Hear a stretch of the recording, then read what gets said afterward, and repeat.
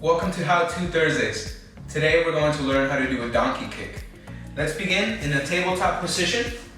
Our hands are directly below our shoulders, shoulder width apart, and our knees are hip width apart. We're going to start with our right leg for this example. We're going to hinge at the hips as we push our foot to the ceiling, keeping our knee bent and our foot flat. Hold and squeeze when you reach the top, and then slowly return to your starting position. Let's repeat. Hinge at the hips as you push your foot to the ceiling, squeezing your glutes as you reach the top.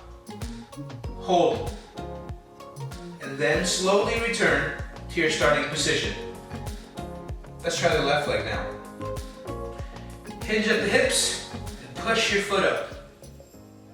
Squeeze that glute.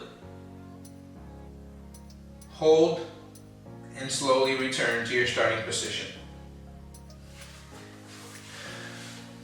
That is how to do a donkey kick. If you like this video, please give it a thumbs up and subscribe to my channel. Thank you for watching.